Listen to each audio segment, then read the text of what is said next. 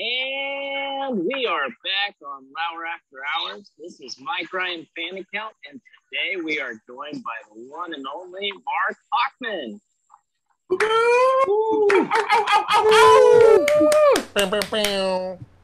Thank you, Marc Hochman, for joining us. I'm Marc at Le Batard Show fan, formerly known as Marc from Reddit, and we're pleased to have a host of Hochman and Crowder here with us, the original executive producer of the Dan Le Batard Show with Stugatz, the most recent winner of the Best Sports Radio Personality by Miami New Times.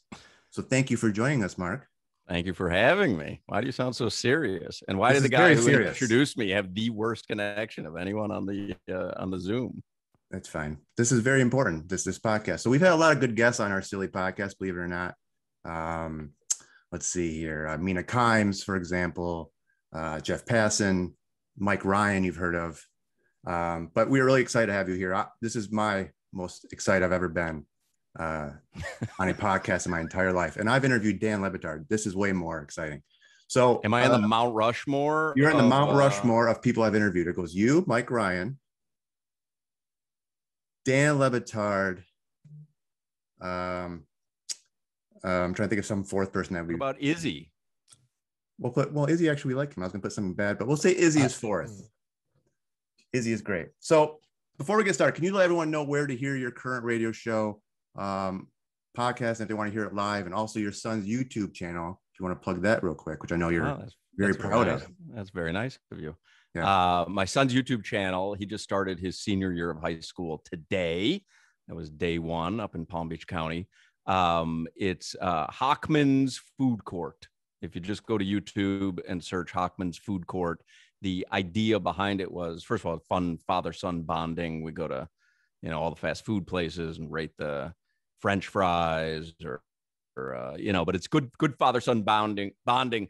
But more importantly, it's building his story for his college applications. He's the vice president of his high school's television station this year, his senior year. And so to help build his resume and his story as he wants to go into communications and broadcasting was to create a YouTube channel that actually has, current uploads over a long period of time and has a decent number of subscribers. So it's Hochman's Food Court on YouTube. And if you could subscribe, it would be genuinely appreciated. And you can hear the show Hochman and Crowder on 560 AM or 790 AM or on the Odyssey app, AUDACY. Awesome. And I listened today and I laughed out loud in my car during the Amtrak discussion when it was one of your sponsors and you're talking about Amtrak. So you kind of try to organically discuss Amtrak because your sponsor. And I don't know if it was Crowder or someone else who was just basically like, trains are terrible. I never want to be on a train. Their food is god awful. So remind them. The great thing about having Crowder as a partner, he's 100% honest. He is who he is on the air, but he has legit broadcast savvy. Like he's a savvy broadcaster. And every now and then, though, because he forgets we're also a commercial radio show, I'll tell him before a segment starts, hey, I'm going to talk about Big Macs in the next segment. Remember, because I know what he'll generally just try to take the opposite side of whatever I'm saying. And I'll say to him, remember, you don't have to like Big Macs, but McDonald's is a sponsor on the show. So you can say, I would never eat a Big Mac, but man, do I love their fries. Always couch it with something that you're not going to piss off. But for whatever reason, the top of the hour headlines was sponsored by Amtrak, as it's been for several weeks now. And I just kind of organically went into, hey, have you ever traveled by rail before? I thought it might be an interesting conversation. And he just hammered Amtrak. And then I was like, well, but you could have the kitchen car, the food car. And he was like, oh, I would never eat that swill. And I kept trying to throw him this lifeline. Like I thought that he would get it at some point. I'm staring at him. He's right across. I'm staring at him. And then finally, I just had to go. I go, you know that they're sponsoring this particular segment. They're the sponsor of this particular segment. And then he, in the Crowder lovable way says, but I love them. I really do love them. He goes, oh, you thought I was talking about Amtrak? I was talking about that different train line. And then I had to tell him there is no other train line. That's it. There is no other. And he insulted Greyhound, which is also. Why does everyone have to be muted? I'm doing a bit here, and I'm seeing people laugh, but I don't get to hear anybody. So many of laugh, us. You have to mute. Why? Why can't this be a freewheeling, fun conversation? Listen to our earlier podcast. You'll understand why. Yeah. Why y'all talk all over each other? Yep. But do you remember the Rogaine discussion on Le Batard back in the day? One of the all-time great radio moments for people that haven't heard it. I'm doing a live endorsement. And when I was on that show, I really didn't get any live endorsements because there was Dan and there was Stugatz. Stugatz took everything and deservedly so. Because my name wasn't even on the show at the beginning of it. But Rogaine was looking for an endorser on our show, and I'm the only guy that's bald. And so if people haven't heard it, I'm sure you can hear it somewhere on YouTube, but I'm doing the commercial. So I'm in the studio, the old studios, which you guys didn't see on TV, but I'm doing the commercial and I'm saying, Rogaine, I've been using it for 3 weeks. And spoiler alert, I never used it because I didn't, the thought of rubbing chemicals into my head wasn't like, it just didn't appeal to me. But I'm sitting there and I'm going, I'm using it. And my wife even commented that she's seeing some growth, some hair growth. And I just kind of out of the corner of my eye, I'm looking at Dan through the glass and he is looking at me literally going like this.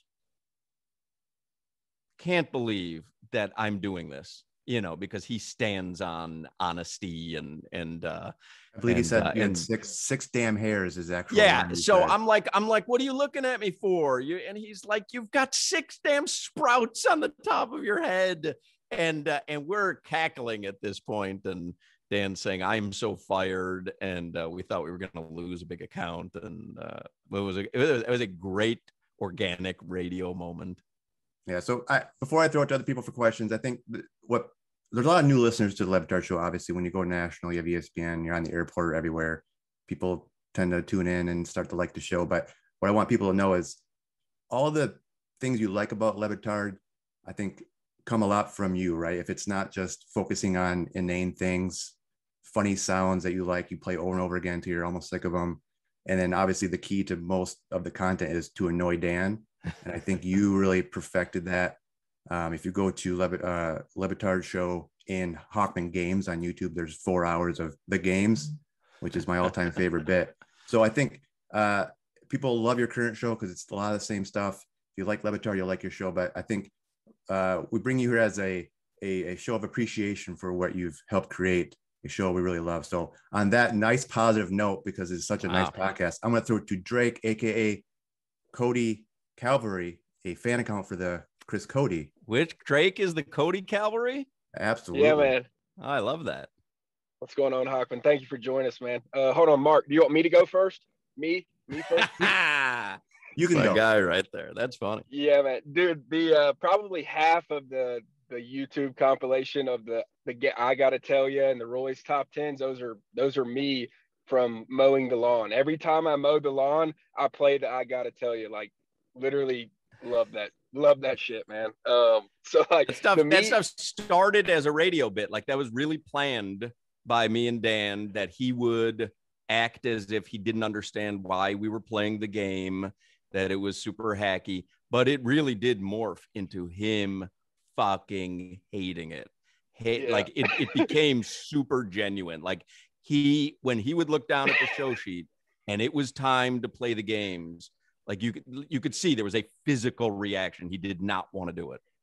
Yeah, it's good, and you can tell the progression. He gets more mad and mad as it goes. Yeah, but so a question kind of with the games, an important question: who was Reggie the car wash guy, and what's he up to now? That was our actual car wash guy at the building. His name was Reggie. He is a terrific guy. Let me read my last text that I got from him. Hold on. I've tried. I think I'm the only person that stayed in touch with Reggie. Oh, when they were having the 50th birthday greetings on the air for Dan's 50th birthday, Reggie texted me and asked me, do you have any ideas for what I should say for that? And I don't even think that I knew that they were having I didn't even think I knew that they were having 50th birthday greetings. I wasn't included in it. So I was looking at it and I was like, yeah, all right, well, I've got some ideas for you, but I don't know if he's going to love what I have you saying. But yeah, he was the actual car wash guy. He did a great job. Yeah, he did. His voice was epic. It was. And then my last question. So in terms of the Roy's top 10, I'm assuming y'all didn't ever think it would end up being what it was. And then also kind of who all had a hand in making it. And also did Stugatz ever like know what the answers were? Sometimes not. Kind of go through that process. No, it was from what I remember. I mean, this was a while ago, but from what I remember, Dan and Stugatz did not know.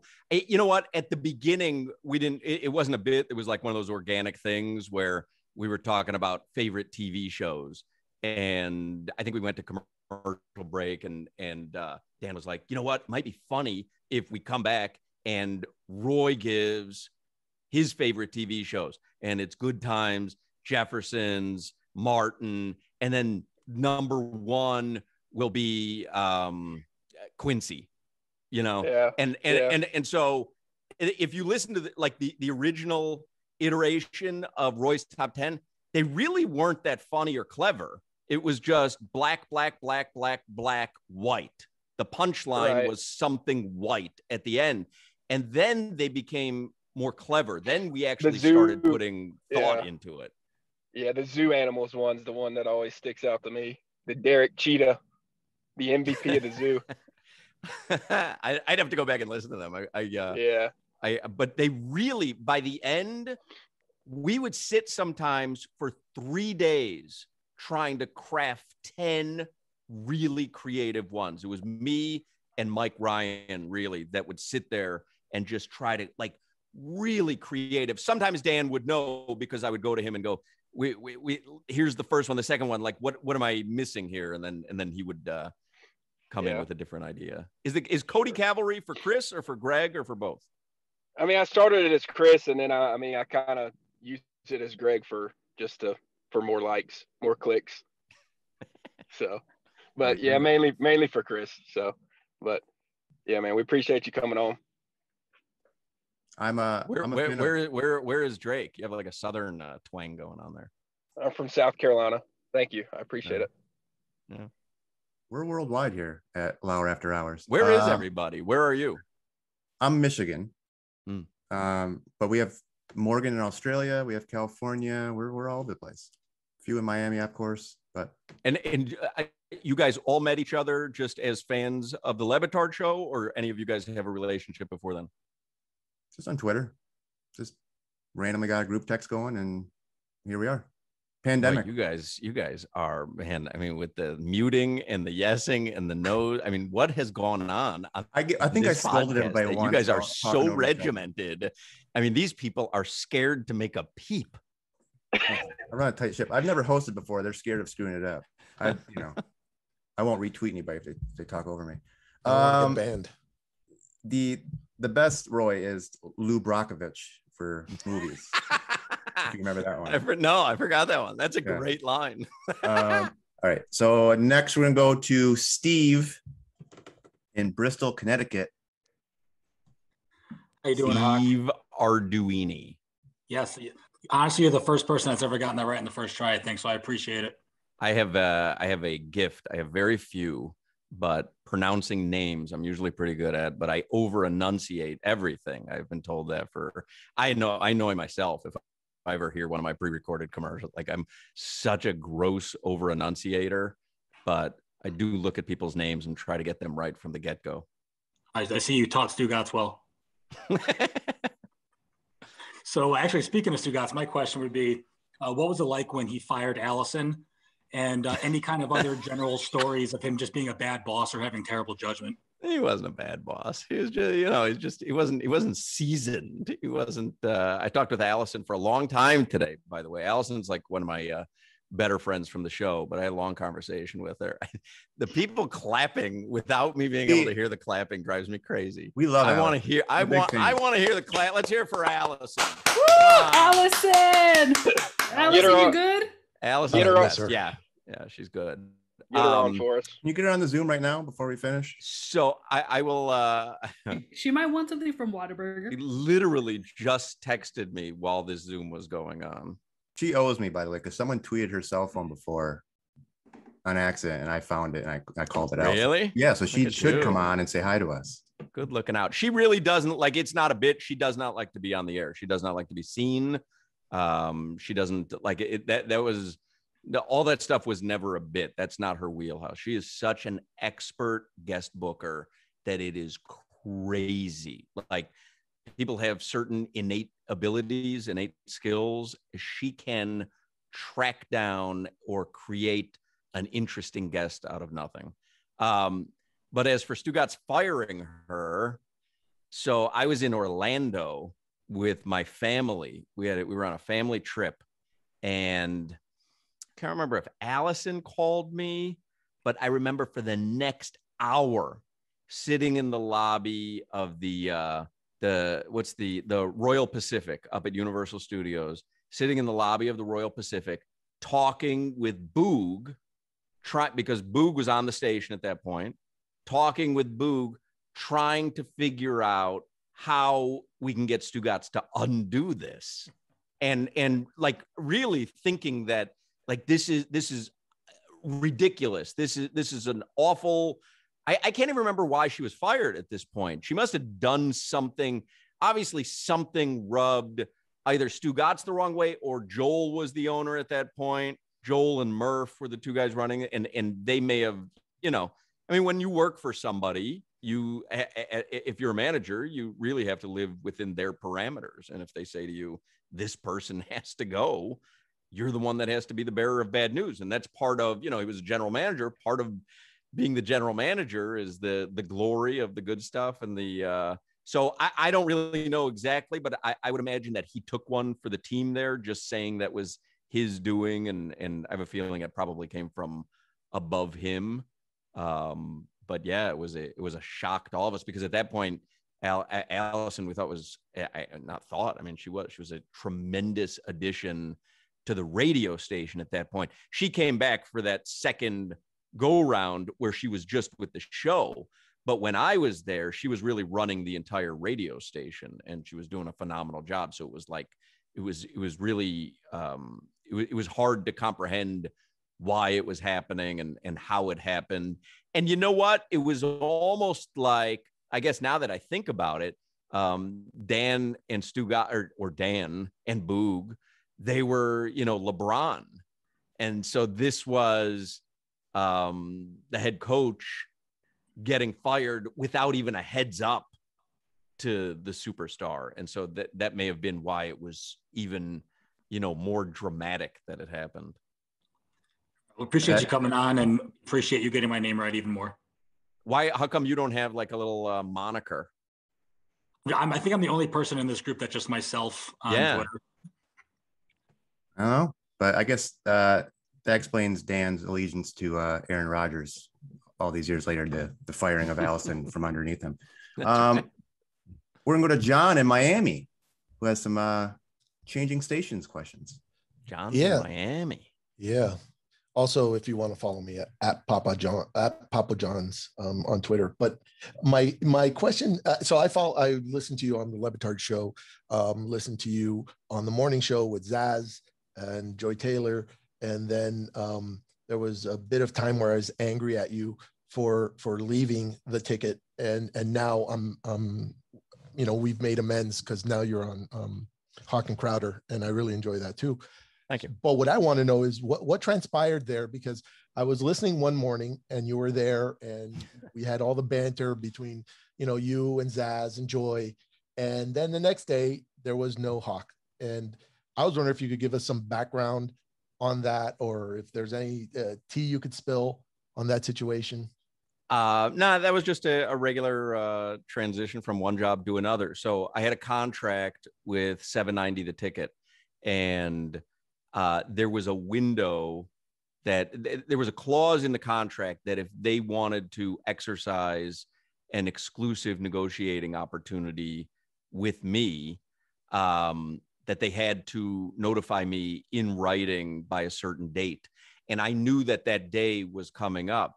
And as that day was coming up, my friend George Sedano, who you all know, he was doing afternoons at 560 QAM. Remember, he had left 790 as well. But George knew that he was leaving to go to Bristol. And so 560 management had gone to George. He was the program director there also. And they had gone to George and they said, do you have any idea of who would be a good replacement for you in afternoon drive? And George called me and he said, what is your contract situation? And I said, well, there's this certain date. If they don't exercise their exclusive negotiating right. And I knew that I knew it was going to fall through the cracks because I knew who was in charge of it. And sure enough, it fell through the cracks. And George was also waiting on that date. And he gave the general manager at 560 had tried to get the entire Le Batard Show over there years before. So I had a relationship with him because he would use me as the conduit. And he called me, at midnight when they didn't exercise it. And he said, let's meet tomorrow. And they came up with a really good offer because they were looking to replace George, and they were kind of looking to get me off mornings because I was going up against Joe Rose. And Joe Rose never had any real competition in the market. And we were doing a really good job in mornings, and we were starting to steal advertisers. It's all revenue based, really, more than ratings. And so Joe had a double whammy up his sleeve, which was I can take Hoch away from competing against Joe Rose, who was their big money ticket. And also I can fill our afternoon drive with somebody, a voice that's familiar in the market. And so they came up with a gangbusters offer. And I went back to 790 and they actually, to their credit, they tried to keep me. They flew in, they had their programming head from Atlanta, flew in, and we sat down and he said, even if I can match the money, I can't offer you afternoon drive. You're doing mornings. Dan's on an afternoon drive. I can't, if that's, and I didn't want to do mornings anymore. I hated mornings. I did not like getting up at 4 a.m. And so there was no way. That was kind of like a moment where I was like, there really is no way that they can match this because I can get off mornings. It's better for my lifestyle, better for my family. And so that's how I ended up. And I gave the radio station plenty of notice. And they let me work. And then one Monday they said, we're going to make this your last week. Friday will be your last day. And we don't want you to say anything on the air. And I did on my last segment. On the last segment, I said something on the air. Well, not as salacious as I. What did you say? On the air? Goodbye. I don't think, not everybody knows. I'm curious. Yeah. It was literally the last 2 minutes of the show. And I would normally wrap it up. And I said, by the way, this is my final show. I appreciate everybody on 790 the ticket. And they screamed at me in the hallway. When I got out of that show, they were like, we told you not to say anything. And it was this general manager was a woman that had just started maybe like 6 months prior. I forget her name. And she said, we had an agreement. And I said, I just wanted to say goodbye to people. I was only going for 3 months. I had a 3-month no compete. But yeah. And then actually it wasn't a Friday because I think Zaz came on the next day. And made very little reference to me. It was kind of like he's gone. Yeah, that's what I remember. Just hearing your voice one day. I'll tell you, radio is the weirdest with that shit, and I don't know why. And every time that I've had an opportunity to have a say in it, because I was program director at 790 for a while, and I would always say to higher ups because we had a show on called the Sports Brothers, and it was a guy named Ed and Jeff Fox. And their contract was up. We decided not to renew them. I wanted to renew them, but the station decided not to. And the edict from management, as the program director, was we don't mention it, we move on. And I always said, this is the dumbest fucking thing. Like, you tell people on radio through your promos, through your liners, through your imaging, here's your best friend. This is a great show. You've got to be listening. And then all of a sudden, when that person's gone, it's like, pretend like they never existed.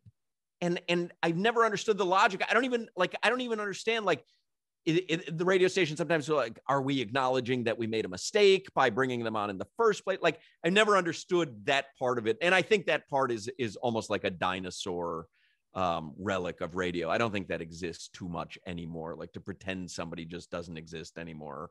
I don't think many stations, maybe smaller market stations, do that, but it is a weird trait from radio stations. All right, good. I thought it was going to be more salacious than that, but I'm glad so you guys are amicable with everybody, everybody from back in the day with Zaz and I've never had another word with Zaz. We've never spoken to each other again. No, I don't have a good relationship with him. Oh wow, okay. Yeah. I said corrected. Yeah. And he does the show before me now. We change studios every day, and I've literally since that day I signed off have not said a word to him. Oh, if I may go down this line, how about Joy and Joy I talked to. Joy's great. Okay, fantastic. All right. And you like Hall & Oates? Which one? The guy with the mustache? Or, the beautiful black mustache. I'm actually going to see them in September at the Hard Rock. Very excited. Nice. Squeeze is opening for them. I mean, which one do you like better, Hall or Oates? We're doing the bit here. I don't even remember how the bit goes. Oh, okay. I was hoping you would do the bit, but that's all right. I'll be happy to do it, but you got to give me a little reminder. This is a deep cut. I didn't even know what he was talking about. He goes, "Should I ask the Hall & Oates question?" I go, "I don't remember this at all." That is a deep cut. I like it's that. A deep cut. Anyways, all right. Well, maybe we scrub it, maybe we don't. But I enjoy. No joke, John. That was. There were several really memorable moments from Hochman and Zaslow. That's the one that's referenced the most, the Hall & Oates bit. The Honey Boo Boo interview is another one. I don't know if you heard that one, but the interview with the Honey Boo Boo mom, that is an all-time banger. But that Hall & Oates bit is referenced to me still to this day, at least once a week. Fantastic. I love you on the radio. Thanks for coming on with us, and I'll be quiet now. Thank you. Papa John's on Twitter, everybody. I might follow up with that. That was great. Next, we go Jeanette over in California with a question here. Yes. Actually, I have two, if that's okay. Who are you? Like, what do you go by on Twitter? Jayher17, JAYHER17. No Le Batard related moniker. No, I started the Twitter before I started listening to the radio show. And Gotcha. It's I don't want to change it. Lack creativity in that department. All the good names are taken anyways. I can't compete with Cody Calvary or Le Batard Show fan, you know. Yeah, mine's real original. Understood. So along that line, I wanted to ask, my first question is, what is something that either professionally or personally that you learned from Dan and Stu, all those years that you worked with them, that you still apply either in your, as a continuing your career in radio or outside of radio? I would say from Dan, because you don't learn the same lesson from the both of them because they are wildly disparate personalities. Don't say. But one could Dan, one is probably like a do, and the other one is do not do underline exclamation point. No, Stugatz is, I talked about my current radio partner being a savvy broadcast pro. Stugatz is as savvy as they come. I mean, literally as savvy as they come. And it took a while for him to be appreciated for just what he meant to that show, even to Dan. And I'm glad that that's where they're at right now. And I think Stugatz probably is flexing a little bit now, from what I understand. But from Dan, really, I was a radio guy. Dan wasn't. Dan brought me onto the show. We were friends in college, and brought me onto the show when he started it on 790. Because I had radio background. I worked at the campus radio station at University of Miami. And when I graduated, I went right into radio. I was a music DJ though. And when Dan called me to be part of the show, what did I learn from him that I still use to this day? Sports is not this cathedral that cannot be poked and prodded at, made fun of. And I think what a lot of radio hosts, myself included, thought was, if you make fun, if you make light of the industry, and the industry being sports and radio, if you make light of it, you're devaluing yourself.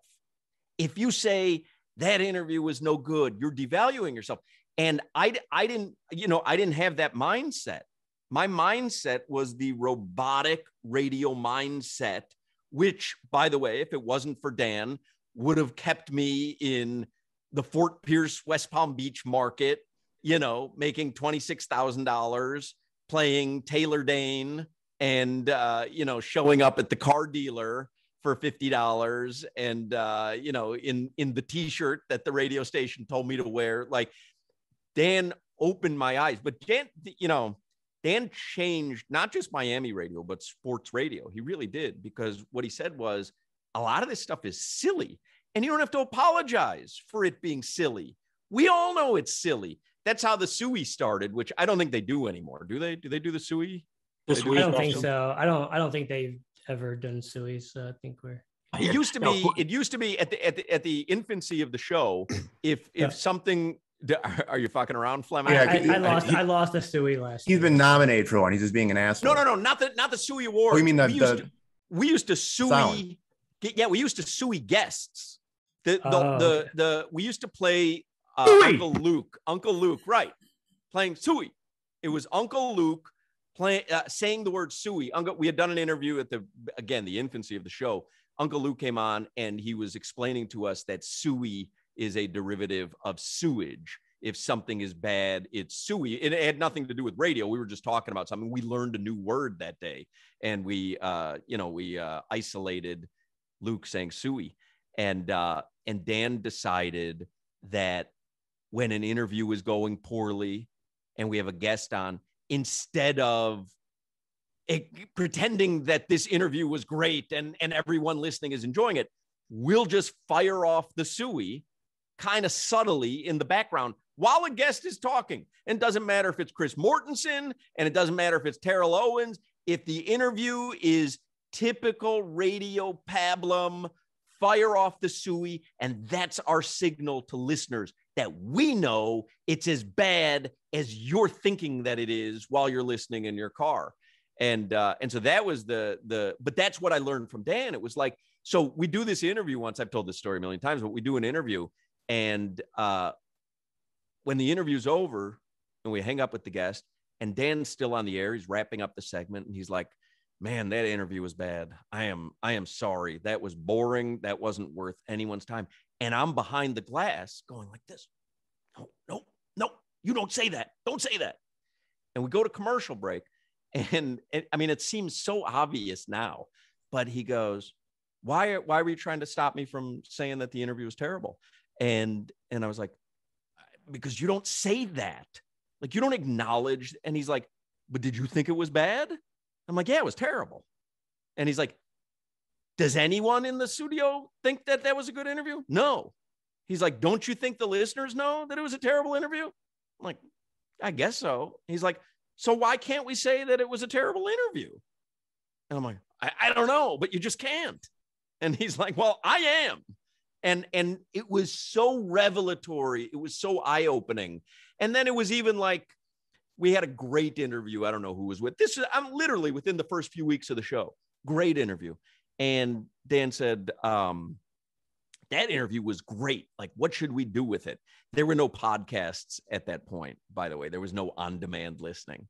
That interview was great. What should we do with it? And I was like, well, what do you mean? What should we do with it? And he's like, well, how do we repurpose it? I'm like, well, you don't. It's like, we did it. It was great. It's over. And he's like, so it just disappears into the ether? And I'm like, yeah. And he's like, but we have it. Like, it was great. We have it. Like, let's play it again. And I was like, yeah, but you don't play an interview again. He's like, why not? And really, that's the biggest lesson from Dan. Like, why not? Why not? You don't have to follow this traffic pattern that's been around for eons just because it exists. And obviously, he's done that in his entire life. Like, that's not just the radio show. He's done that for his entire life and has served him very well. It's a little bit of a naive attitude, but he's at the point now, too, where he doesn't have to follow any rules other than his own. But it was super gutsy at the beginning, but he had this great career as a newspaper columnist. The radio station, the radio show didn't mean anything to him like the newspaper column did. So he had this great luxury of saying, yeah, but this is the way I want to do it. I don't care if nobody else wants to do it. This is the way I want to do it. And if you don't want me to do it this way, I just won't do it. I won't be on the radio station.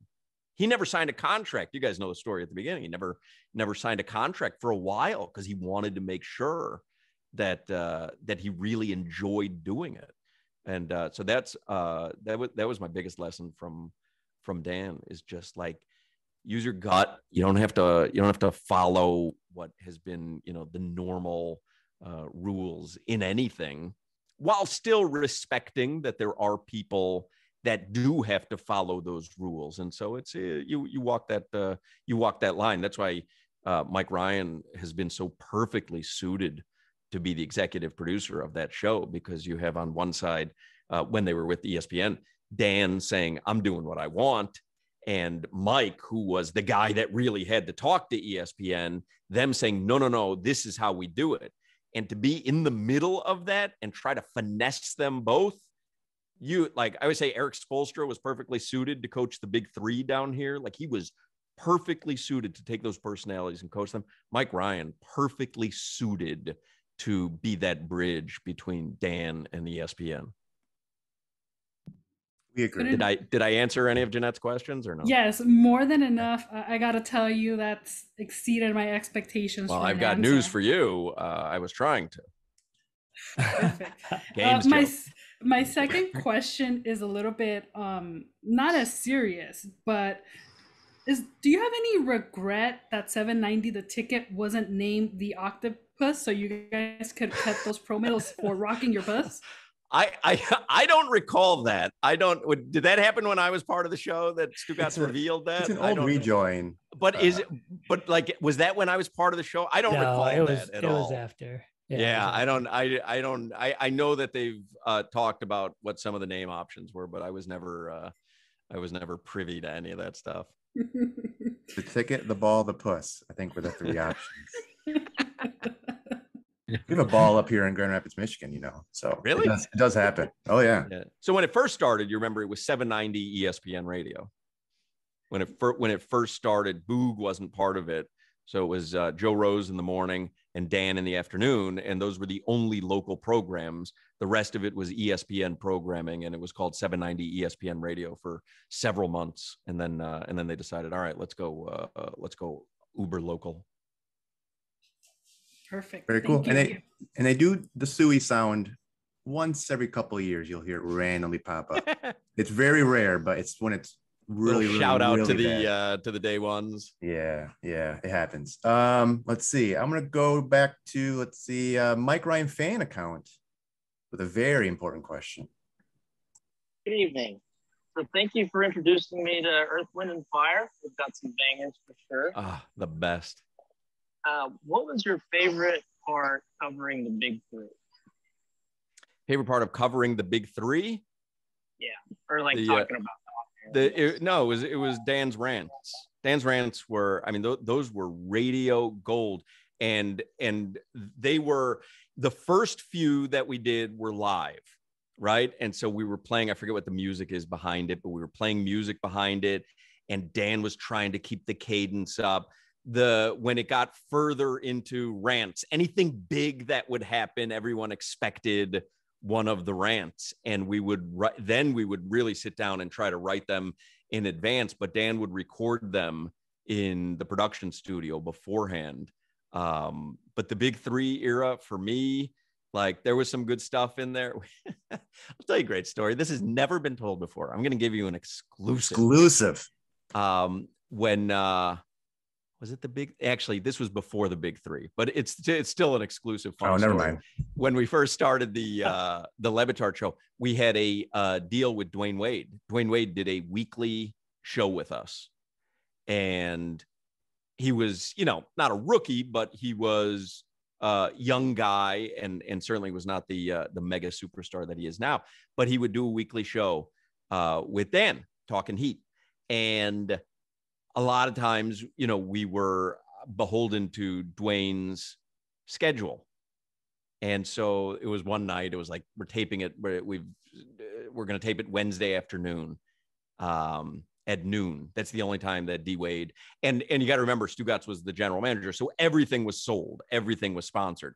So there's probably 3 sponsors that are paying to be the title sponsors of the Dwayne Wade show on the Dan Le Batard show, and so we had to have one every week, and because there was a lot of money tied into it, and there was obviously a lot of money that D Wade was being paid to do the show.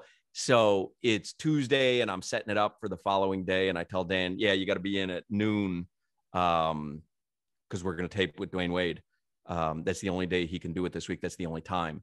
And Dan was like, I can't be in tomorrow at noon. I can't do it. He was writing something for the Herald, whatever it was. He couldn't be there. So we went into the production studio that night, and I just had him record about 15 questions. And then when I got Dwayne Wade on the line that the next day at noon, I said, all right, D, there. All right, we're going to tape this. Don't forget, we're going to air it tonight, probably around 5 o'clock. Let me patch you through with Dan. Dan, go ahead with Dwayne. And I fired off the first question. Hey, Dwayne, what do you think about that Knicks game last night? Wade gave his answer. And then based on his answer, I had like these 14 other questions to choose from. And so we interviewed Dwayne. I guarantee you Dan doesn't even remember that. But we interviewed Dwayne Wade with pre-recorded Dan questions without telling Dwayne Wade and making it sound as if it was a live interview. What's the one thing Atlanta has to do to win the Super Bowl? What's that? No, they did a similar bit on the show just recently where they just kept repurposing the one question about a Super Bowl that happened 5 years ago, kept re-asking that question. Funny. So in short, that was just a badly timed show reference by John. It's probably a good time. It's not bad for you guys because you all listen. No, yeah, That was bad. thanks, Steve. I needed an ally there. Before we wrap up, I'll have one more question. So, That's it. We're done. No, wait. There's phlegm here. Okay. Ask your question. Phlegm and M. Are you mad that I answered? There's 2 more questions. I know there's 2 more. Well, That's yeah, it? there's Just 2 actually more 2 more questions. from We're me. gonna scrub this whole last 3 minutes. No, we're not. We're actually going to include the part where I apparently put a free Zoom link up here and limited y'all to 40 minutes. So all this will stay in. Is that why this is ending? Because you don't have enough Zoom time? Oh, no, we have time now. The first time. Yeah, it's a whole thing. It'd be weird to explain to you now. And it's Mark's fault. He fucked it up at the beginning. So yeah, if I'm not hosting, I try to sabotage a podcast. And even when he's not, even when he is. Almost nailed it. So 2 things actually. How is Roy away from the show? It just socially, and I mean that because it seems like he looks more vocal in still pictures than he does as I watch him in videos. And that's not like a slight at him. It's just, is he somebody else away from the cameras and lights and show? I don't think he's someone else, but it depends who he's around. He's one of my oldest friends on the show, and he and I are still close to this day. I talk with Roy a lot. We went to a Marlins game a month or so ago, and we'll go to several Panthers games throughout the season together. He and his wife and Claire have gone out to dinner numerous times with me and my wife, or come to the house. A lot of times if I'm having friends over to watch a game or a big event, I'll call Roy and he'll come sometimes. If he's comfortable around you, he's fun as hell, as quick to laugh and laugh uproariously as anyone. But if he doesn't have that kind of relationship with you, then he's the Roy that you see. But as when I first met him, that dude was so tightly wound that Roy, when I first met him, makes the Roy of today, look like a wild and crazy guy, timely 70s reference. Physically impossible. But he's got a great dry sense of humor. He's one of my favorite guys to be around. No, and I knew you were close friends, or at least I assume so, because the internet said y'all were. So that's why I asked. Well, if the internet said it, yeah, for sure. That's the way I live my life, unfortunately. Second question is, does your mind ever stop as a producer? Because I feel like at some point, like everything that happens goes through a filter of, is this potentially content, before it goes into being nothing. So does your mind ever stop? No, never. And it's still to this day, even hosting the show, everything runs through the prism of, is that good content? You know, I had a weird incident last night. I was in my kitchen. My cell phone was in my pocket, and I heard that unmistakable FaceTime ring. You know, it has that odd, you know, that's not a bad impersonation I did there, by the way. Great. That's a pretty fake. good limited fake, huh? Oh, Limited wow. fake Louis FaceTime nominated. ring. I'll write it down. But I hear this in my pocket, and I immediately just thought it was my son calling me from the other room. We'll FaceTime each other now and then. He wants to show me something on a screen or whatever. And so, but somehow in my pocket, I butt dialed or thigh dialed a newscaster in Miami, Donovan Campbell, a sportscaster in Miami, Donovan Campbell. And he answered it, but this all happened while it was in my pocket, right? So I hear and I ignore it because I was literally standing at the sink washing dishes. So I'm doing this and I think it's my son. So, and he's, you know, right down the hall. But then I hear this voice, Hoch. So now I realize, what the fuck is going on here? I pull out my phone, and John, you're the one from Miami, John? You probably know Donovan Campbell. He's a sportscaster on Channel 7. Sure. He's on my FaceTime, shirtless. What do you need? And it took me a couple seconds to gather my thoughts to realize I FaceTimed him, and he just answered it shirtless. And as quickly as I had done that, I thought to myself, what great content this is. So I screenshotted it real quick. It was the first thing that went through my head was, holy shit, what an amazing moment. Donovan Campbell's shirtless, I'm washing dishes, and we're FaceTiming.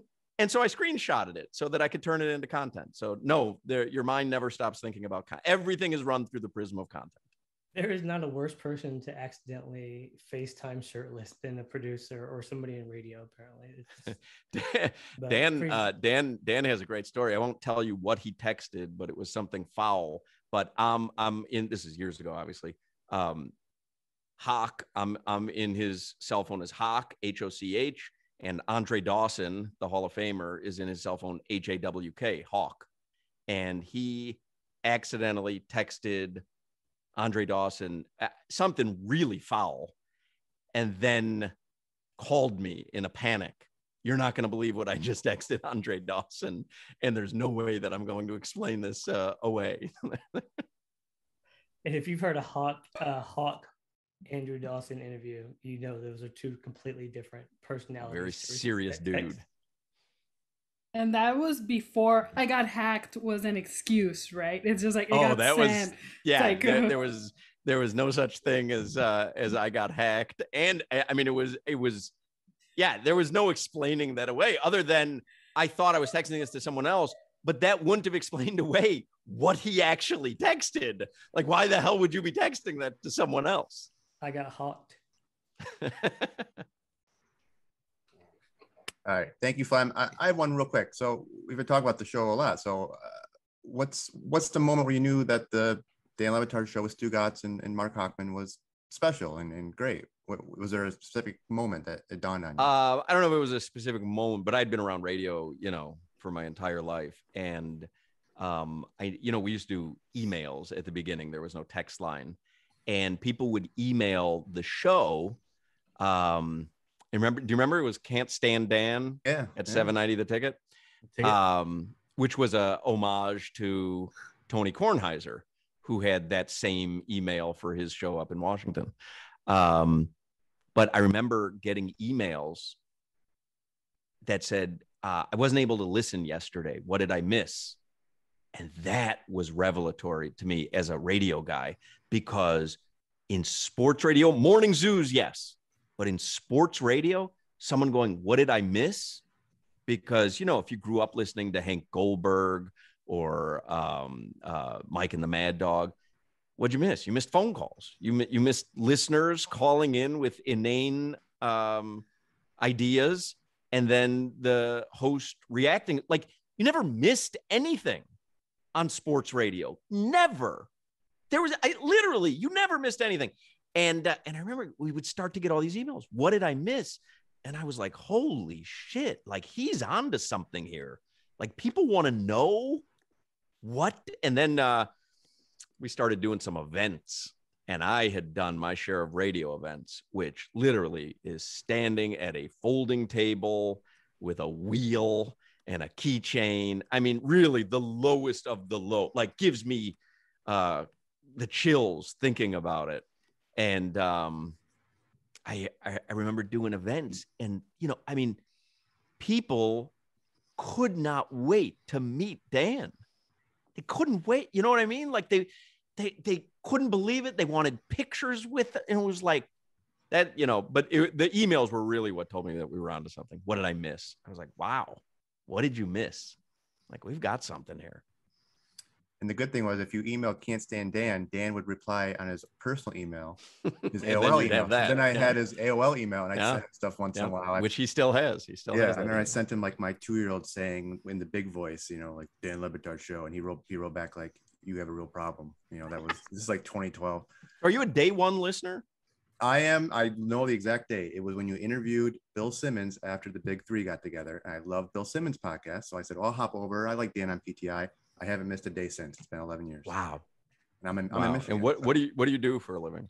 I work for a large alcohol company.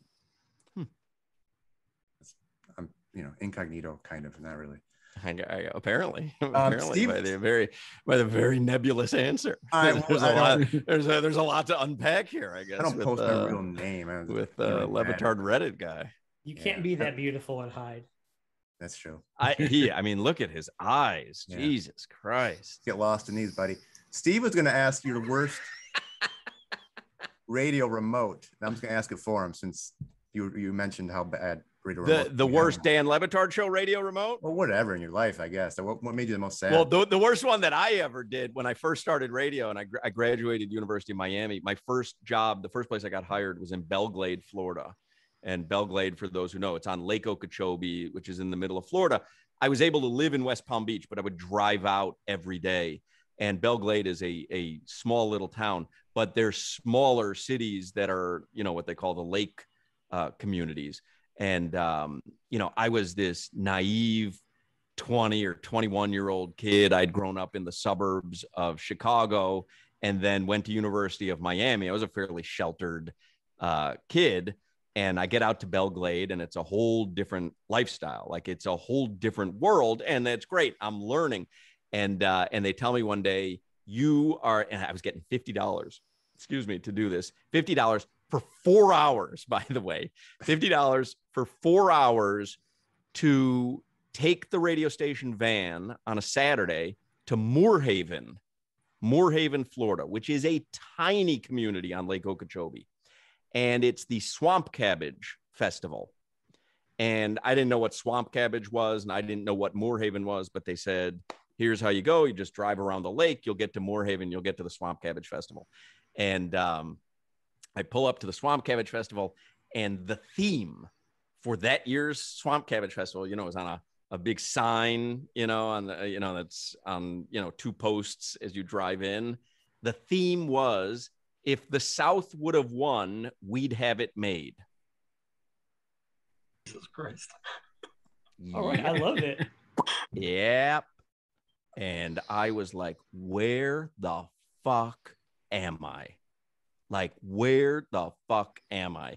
That was the worst remote. That one sticks in my head, because I was like, I just didn't think that existed anymore. Now we all know through social media that's probably more prevalent than I was aware of, but I was super naive. And I literally, I remember sitting there in that van looking at, like, I have to be reading this wrong.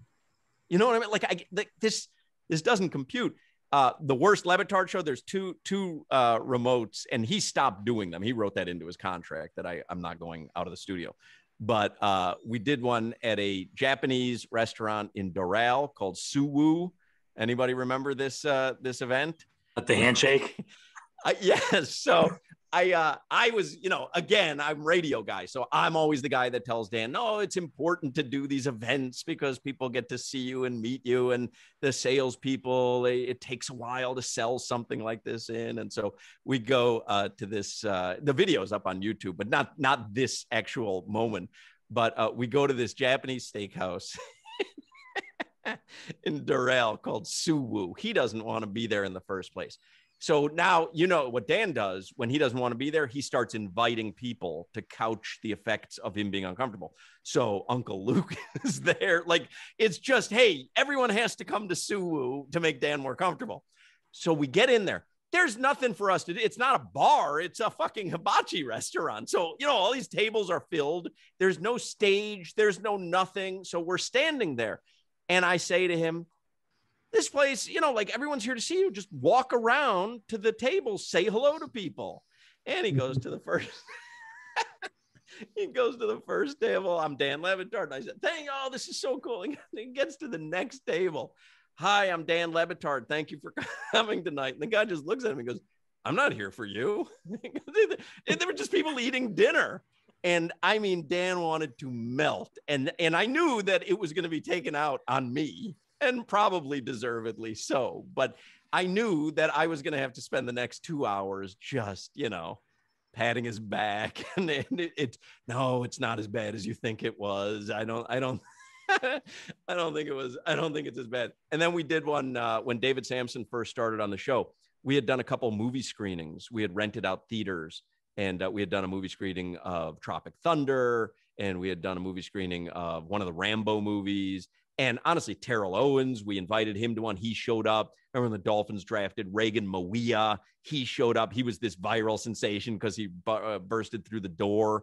So we did these movie screenings, and they were packed. People would be lined up 2 hours. We always did them at the Hialeah Movie Co. because I knew the general manager of the Hialeah Movie Co. So he would set aside a theater for us. And people would line up because obviously there was limited seating. They'd get to see the movie for free, and we would entertain them as much as we could before we'd have a microphone in there. We'd entertain them. We have David Sampson on, and he's doing his movie reviews. And this is like the beginning of the David Sampson stuff. And he's doing movie reviews, and we decide, let's do a movie screening with Sampson. And he chooses the movie. And he said his favorite movie was this little-known horse racing movie called The Long Shot. I think Richard Dreyfuss is in it. I may be wrong. So we set up this screening for David Sampson. The Long Shot. And we had all these successful movie screenings. And we get there after the show. And if I tell you there are 15 people there, I'm being generous. 15. Dan's already got the flop sweat going. He hates the movie screenings. And I will never forget, there was, the big curtains and the screen. I'm like, well, there's probably some traffic. Let's wait a little bit. There's maybe 30 people scattered through a theater that seats 400. And I remember Dan standing behind this curtain. It's now time for him to come out and greet the crowd. And we're going to, we always have energy and whatever. And I just remember him peering out behind the curtain and on the microphone just going, hello. And it's just, it's just silent. And you guys know Dan at this point, like, he doesn't like that. Like, that really, like, and man, I mean, all I had the entire night for 3 hours on the phone was, how do we prevent something like this from ever happening again? It was just, and I'm just like, yeah, it sucked. It sucked. I know that won't happen again, but that was the worst. I think that was the final straw for him on doing events, unless he was certain that there was going to be a good crowd. Then we started making sure that there'd be a good crowd. If you remember, we used to do a lot of events at High Lie or Quarter Deck. And the gimmick we did was we would print a limited run of T-shirts. And I still have them all. But the only way to get a T-shirt was to register via Can't Stand Dan at 790theticket.com in advance. And the first 200 people registered, we would keep their name. And then when they would get there, you were able to pick up your free limited edition T-shirt, whether it was from Quarter Deck, whatever. And it wasn't just to give out T-shirts. It was to guarantee that at least 200 people were going to show up to the events, because everyone wants a free t-shirt. Especially fans of this show. Well, we appreciate your time. We're gonna wrap up with Lou in sales for his question, and he'll sign off for you. Yep. All right, Mark. I'm a Le Batard fan because of Stugotz. So I want to know, when did you realize Stugotz was Stugotz? And I want like a just a good story about Stugotz. Like, just like where Stugotz is like, you know, earlier, the worst Stugotz story you got. I don't know. I gotta think about that. You can give us more if you want. I'm pressed. Stugotz is Stugotz. There's no question. He has zero hesitation to put his arm around you, tell you how much you mean to him, and but there's no truth behind it. There may be truth in that very moment, but you know, a lot of people, I'm always worried about being hypocritical about something or being less than genuine about something. He doesn't have those worries. It's a unique character trait. I don't know if I mean, I have a million Stugotz stories, but now I feel like I'm on the spot to come up with a good one. How about like when you realize like, oh, this is Stugotz is Stugotz. Like maybe is there that story where you realize? It became like all the stuff that I think that they've talked about on the show. It became, you know, pretty obvious. I like the messages that are popping up. The stuff that he would do on the show. Hey, we have to go to Cafe Martirano. Let's set this up. Let's go to Cafe Martirano. And 2 years would pass. And he would sound as genuine as hell. Like, yeah. I got to take you to Cafe Martirano. I absolutely, we used to do, you know, at when the station went through budget cutbacks, I wasn't making nearly the money that obviously Dan was or Stugotz at this point. This is when it was just a local radio station. And they decided that they weren't going to pay Roy anymore. They let Roy go. And so it was my idea that we pay him, me, Dan, and Stugotz, and we split it equally 3 ways, which wasn't really fair because I wasn't making nearly as much money then, but I wanted Roy to be part of the show. And so for a long time, we split his salary. This is, again, way back in the days of $7.90 the ticket, but we split his salary 3 ways. And I would diligently bring Dan a check every 2 weeks. I would give it to Dan. Dan would write it out of, you know, Le Batard Enterprises or whatever it was. But I would never be late if it was the 2 week and Stugotz could go 7 months without giving a check and finally, you know, would write a big check to cover whatever he was owed. But that's it.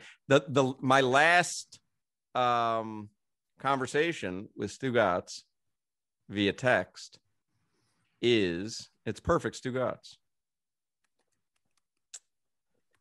I don't know. Does it tell you? It doesn't tell you the date. So it's a while ago. He texts, hey, I want to grab lunch with you one day next week or the following week. Let me know. I text back, yeah, let's do that. Be fun to catch up. He texts, okay, Wednesdays and Fridays work for me, but I can make any day work. And I say, Wednesday is fine with me. He gives me the thumbs up emoji, says, looking forward to it. I text the day before, I think. What time? Where do you want to go? I'm doing the show from my house still. Closer is better for me. And he texts back, I'm off that day, so whatever works best for you. I'm still in Parkland. And then I text him the day of the lunch. Oh, it's May 19th. I text him the day of the lunch, May 19th. What time do you want to meet today? This is about an hour before the lunch. Hey, apologies. Taping Kevin Love with Dan at 12:15. Possible to do next Wednesday or maybe over the weekend. So I write, yeah, I'm good any day until I start going back to the studio. I'm probably going to go back to the studio after Memorial Day. He writes, okay, and the show starts at 2, right? And I say, yes. And that is the last that I have heard of from Stugotz since May 19th, when he had to cancel on lunch, couldn't wait to reschedule. And then since May 19th, I have not heard a word. Everyone And I love got a him. cameo from him. Who would buy that lunch, by the way? That's a good question. I mean, he should. Okay. It's always based on who has more. Lunch on Mark in Moss, Miami. Hey, Lou, do you have anything to show him, or what are we doing here? I do. So yeah. So Mark, well, normally the other guy, Crispy, he leads it into it. But so I for see. being a guest, yeah, This is my first time hosting. I didn't do the thing. Yeah. So How come you don't host? we have a better guy, a couple better guys. Yeah. Well, how come he couldn't be here? He doesn't like you. His birthday. Well, it's his birthday. Why did I get the fill-in host? How dare you? I think I'm doing a great job. I got invited to the Anthony Anderson Jimmy Kimmel show. He's like We've been asking you for 3 months to come on this podcast. You were just dodging me. Speaking of dodging texts, you would refuse to give me a date. So let's No, not. I didn't. But I didn't dodge your texts. I just I really do because I do 4 hours a day. I don't do I've done 2 podcasts in my entire life, and I get asked all the time. Everybody just wants to know Le Batard Show stuff, and that's fine. I love talking about it. But I've done 2 podcasts in my entire life. One was 5 Reasons when Chris Whittingham was part of it. Whittingham's my best friend on the show. He and I have lunch every other week. And then this other podcast was somebody that works at the radio station that was doing them. And I honestly don't do podcasts. This is fun though, because I would say most of you guys really know the history of the Le Batard Show, which is fun because I could talk about that for hours. Do you buy Chris's lunch? I do. He has Making sure I'm never holding you accountable for. He will tell you. You can ask him. I never allow, and I take him and another friend, and I never allow them to pay for lunch. It's my prediction that he's gonna be super famous someday. Chris Whittingham. I have said for 5 years he is Mike Tirico. Yeah. He has such an ability to broadcast any sport in a professional manner, and I really like. I really believe like he will be one of the major sports broadcasters of the next 20 years. Like he's that good. So now I'm going to do the professional thing and toss it to Lou by saying we like to give all our guests a special gift for thanking them for joining us, especially you who doesn't do many podcasts. So Lou has been in his studio crafting your gift during the interview. So Lou, Really? I'd like to show Mark what you have for him. Does he have an embroidery machine? Yes. I do. Yes, I do have an embroidery machine. So at the beginning of that's why I was on. Oh, is that really an because embroidery? Yeah, so it's really loud. So we got you I don't know if you can see it, but it's Wow, Mount the lighting's really Rushmore. bad. And it says me first. That's excellent. Oh, So- I can't wait. I have a tear, one single tear running down my cheek. I don't know if you can see it with the lighting. I can. We'll get your information. We'll get that over to you so you can wear it proudly. Very excited. Did I deliver? Was this worth This anybody's was- time or no? This was really good.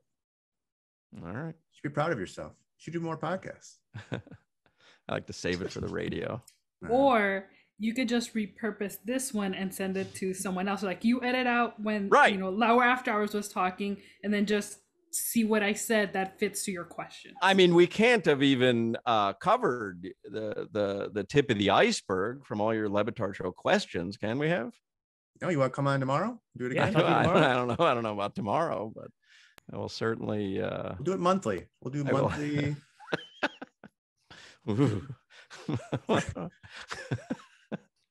Thank you very much. We appreciate it. who Great. didn't appear here? That's a big part of Lauer. Is literally this Lauer? Is this 15. Lauer After Hours? By the way, Yes. is it? I It's wasn't Part of it. I'd Yeah. say I so. wasn't Yeah, totally I'd say this is certain. about it. Yeah. because there's another podcast. Oh, Don't mention him. Fleminem has a baby. We don't talk about the other podcast. No, there's My baby really started 20 crying people. as soon as you mentioned that other podcast. We don't. I don't. And I he don't. shit But himself. I was trying to make sure that I was on what I thought I was on. This is Lauer After Hours. Yes, Yeah. we are the Yeah. #1 podcast that's a fan podcast about a podcast. And you've taken heat recently on Reddit, right? I left Reddit. That's how. Oh, you much- did? Yeah, I got rid of that. those Why? people. Why did they turn on you? I don't really Um, go on Reddit. The only time I've been on Reddit was the AMA that you talked Yeah. to, Well, long story which got short, me disinvited from Dan's wedding. Oh no, wait, I was already on it. You were already disinvited. Don't try to blame me for that. You're right. You're right. We've discussed this before, but we can rehash it. Long story short, Amin interacted with a. Oh, I know. Yep, someone sent me that. I'm sure they did. Yeah. And so people got upset. That was with me wildly inappropriate, right? That For an executive. Can I get an Amin? Yeah. So I pointed out that, hey, maybe this is not the best idea. And people got upset that I was speaking for this community with this account that, you know, I didn't separate myself from the community to make my own personal opinion, which is fine. And then it got really nasty on Reddit, which can happen. Eventually, Mark became racist. I was eventually called racist. So I was like, it's fine. And really, it was a wonderful thing. One less thing to worry about. So now I just do the Twitter thing, and that's fine. So you don't go on Reddit at all? That was your life, wasn't it? No, it really wasn't. I would check it a few times a day, do the moderation thing. My cat's calling at the door. But really, I think you're diminishing it. I think you're diminishing it. I think you were more involved than that. That place sucked. I'm glad I'm gone. So does it exist anymore? Oh, it exists. Yeah. Someone on this two people on this podcast are actually still moderators. So it's still connected loosely with us, but it's fine. It's less work for me. So it's fine. Wow. That's it. That's my story. I got you. You've got that mysterious alcohol to worry about. That's right. Well, you run Discord now, right? We have a Discord.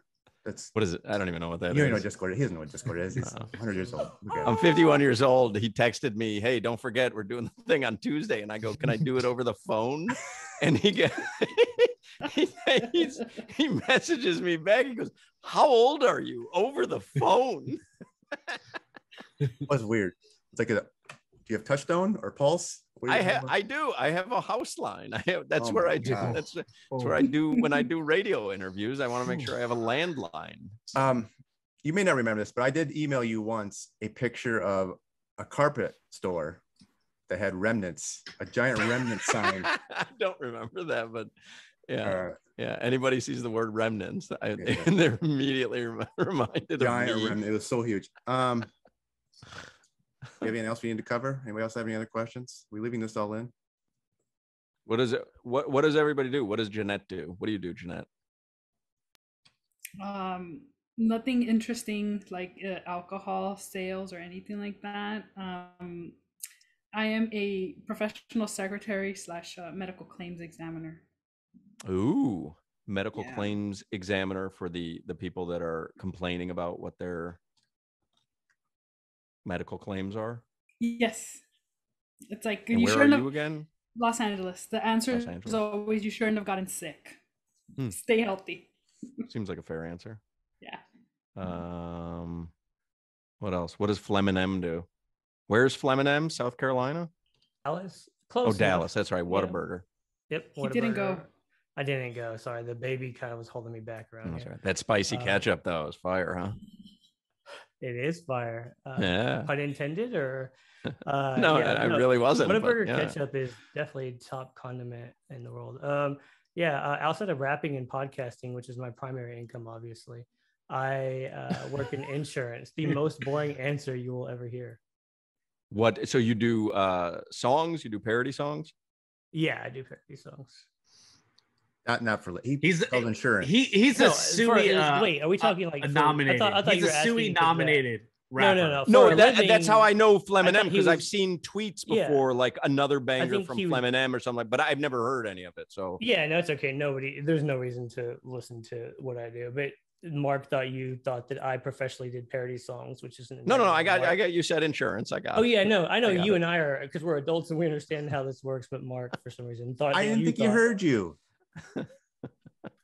I work in insurance, so yeah, cool story. What else? What does Lou do? Embroidery? Yes, I am. I am a small business owner. I own my own embroidery studio. Embroidery studio. No, but isn't there a franchise called Embroid Me? Maybe, I don't know. I'm not affiliated with them, but I do my own I know stuff. more about your industry than you do.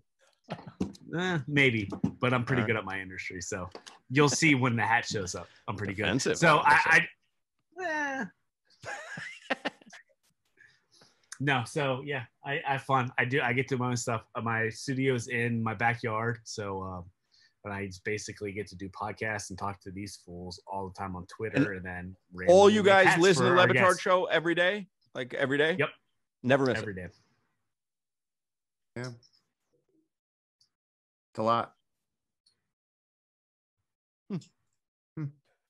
I felt sad after acknowledging that. Do we have to like come back and be like, hell yeah, we do? It's a burden we have, we're stuck with this now. I think it's cool. I mean, that's cool. That's why that show is so successful, because I don't think you guys are the anomaly. I think you guys are probably pretty representative. Except that we have a podcast, but right. So none of you guys knew each other, and you just met through the Reddit community. There's like 30 more of us. COVID made this happen. Thank you, COVID. Yeah, I think a few of us just randomly got on Zoom, and then we sent links to like Jorge Sedano one night. I sent him a link. I think it was me and Steve and someone else, and he popped on. We're like, oh, just talking to Sedano, and then just kind of evolved. I forget. Have any of you guys met in person? Yeah. I met John here, but yeah. We're all going to meet in December. You should set up like a Le Batard Con event, like a Comic-Con. I hate to want to see that cosplay. whoever picks naked Chris. I call big fat white face. Hey, Hawk, do you mind if I ask you a question about WVUM? No, go ahead. So when I was, I guess you said you're 51, I'm 45. So I was listening, I think it was around when I was in high school. And there was a guy on WVUM, because I used to listen back then in high school, who would introduce the songs, but he would do voices. And he would do like a Simpsons guy, and he would do all these other guys. And I was wondering, it might have been around the time you were there, because of the time difference. No idea? No, doesn't ring a bell. It's a shame. Well, luckily we have Twitter now, and it just popped into my head when you mentioned that you were on WVUM. So I'm going to put that out into the Twitter sphere and see if anybody can solve that enigma for me. Those were fun days. VUM days was fun days. Agreed. Is this still part of the podcast, or are we just fucking around this is, here? This I don't is, even know. Yeah, Steve, what do you do? I underwrite fidelity crime and kidnap and ransom insurance. Exciting stuff. You might Wait, say that again. Fidelity crime. Kidnap? Yeah, and kidnap and ransom insurance. I underwrite those two lines. What's fidelity crime? That's like basically Stu Gott stealing from the company. But with the kidnap and ransom insurance, I'm guessing that's for executives. Yeah, it's either for corporations and all the employees that go with it, or wealthy people can take it out for their own personal travel. Huh. Either way, basically just have to be loaded and you're good to go. They're traveling internationally, I guess. Yeah, Steve, you and I have to talk. travel. That's kind of fascinating. I guess as far as insurance goes, it's about as exciting as it gets. Yeah, that's kind of fascinating. Everybody? Can we cover everybody there? So who wasn't on this? It's a normal. I'm not kidding when there's 19 people who pop in and off. Well, there's Jeff in California, who's a lawyer. You got Morgan in Australia, who I'm not sure what she does. You got Swites in Canada. How come the Australian person wasn't on? Time difference? She's probably I think she's asleep. Yeah. They have a different time zone there, Mark. Like, how does she find the Le Batard Show and become a fan? I think her boyfriend turned her on to it. Yeah. Yeah. Well, they're pretty big in Australia, I think. I think they're pretty big. Yeah, she told a gambling story. She called in to the Lower. But I think there's a weird niche in Australia for the Le Batard Show. She actually warned us about that there was a toilet paper shortage and when COVID started over there. So we all stocked up. We heard her on the radio, and then we just beat it getting bad over here. So Lauer after hour got the heads up on the toilet paper shortage before the rest of the country? No, she called into the Le Batard show. This is before we did into the show. I got Yeah, she was on the local hour before we did any of this, and I heard it. I stocked up, and like 3 days later, you couldn't find it here. She broke the house. There's Mayor Matt. He's from Cartersville, Georgia, a home of Trevor Lawrence. He joins us most times. He couldn't make it tonight. He's the literal mayor of Cartersville. Really? Yeah. He proposed to Billy Gilday, which is this annual thing now, probably 2 years running, maybe. In the city? Yeah. Yep. I love Billy. Billy's another guy that I text with. I'm on a text thread with him and Allison. Billy he's the best. You know, Billy is essentially like a younger you, his role in the show. Yeah. There's a lot of Hochman in there. Yeah, it's just you. It's just reformulated and yeah, it's a repurpose. Yeah, that's why he's one of my favorites. Actually, he owes you royalty. I aged myself out. I aged and assholed myself out. They found a new one. That's right.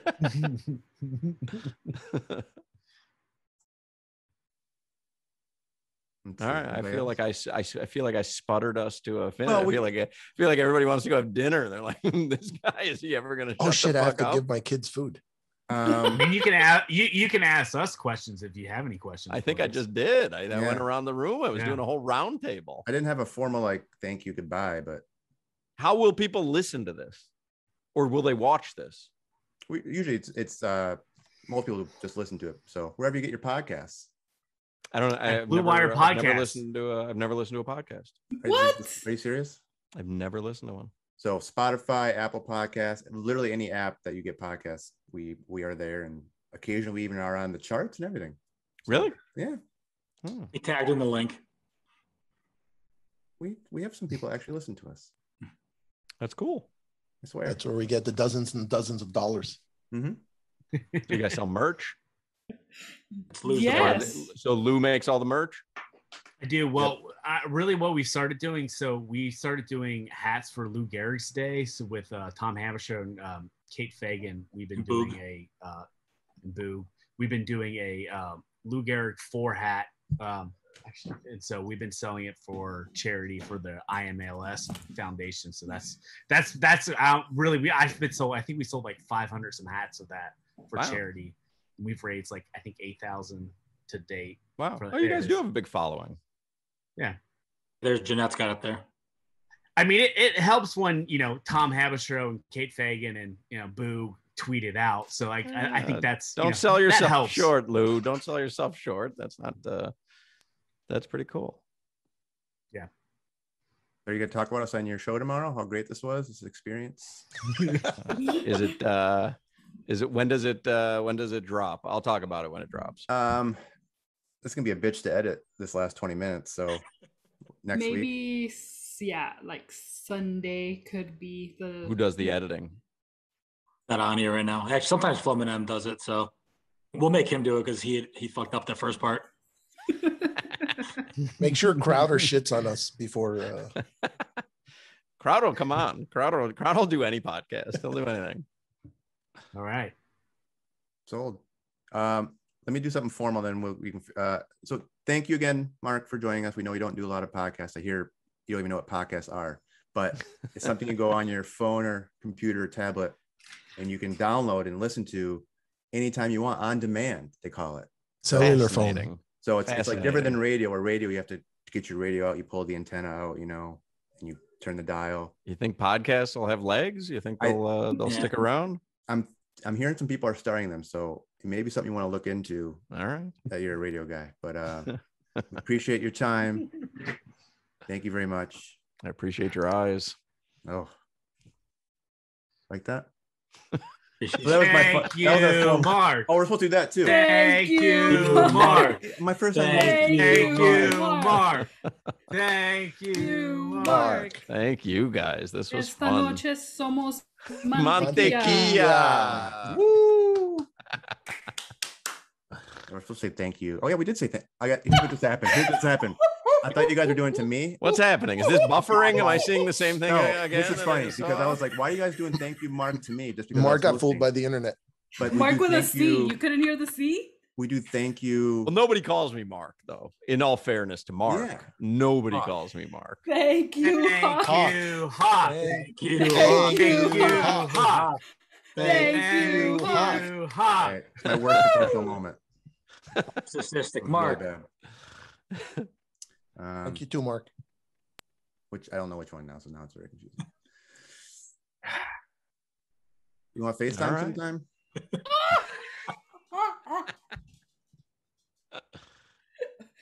Shirtless. Pantless, whatever you want. Phone in your pants. All right. So is that it? It's up to you. You got any more you want to talk about? No, I don't know. I don't know. So, I don't understand because there's no commercial breaks or whatever. I don't understand when I need to stop performing you know what we like should do? a Just monkey. see how long we can keep him on. Like 4 hours later, he's like dehydrated. I'm thirsty. Crying. Can I go? So parched. I texted Mike Ryan a screenshot of the Zoom screen, you know? Yeah. And he replied back, "Oh God." So he's gonna send us some NDAs or something. So I said all good stuff, super positive. Then he said something after that I won't read. So Fuck him. I had Instagrammed out the other day. I hate one of my controversial takes. I hate the movie Step Brothers. I think it is an awful movie. It literally is devoid of any entertaining moment in the movie. I don't understand people's love for it. And it was on this weekend. And so I Instagrammed out me watching it, just going, why the fuck is this funny? This isn't funny. There's nothing funny. And Mike DM'd me and it said, all he wrote was, in an ocean of bad takes, this is the absolute worst. I agree. I love that movie. I don't know. It's fantastic. It literally top 10 worst movie I've ever seen. Oof. I can say that we are not best friends now. Can we do top 10 worst movies you've ever seen? No, Mount Rushmore. Mount Rushmore, most overrated. We did a bit during the pandemic when there wasn't much going on. We used to have this girl come on and do movie reviews, and she hadn't seen anything. But I found there is a movie called Titanic 2, and it's not a sequel to Titanic. It's called Titanic 2 because the premise of the movie is that a company made a second Titanic. And it believe it or not, follows a disastrous course in the ocean. But Spoiler alert. Literally is the worst movie that I have ever seen in my life.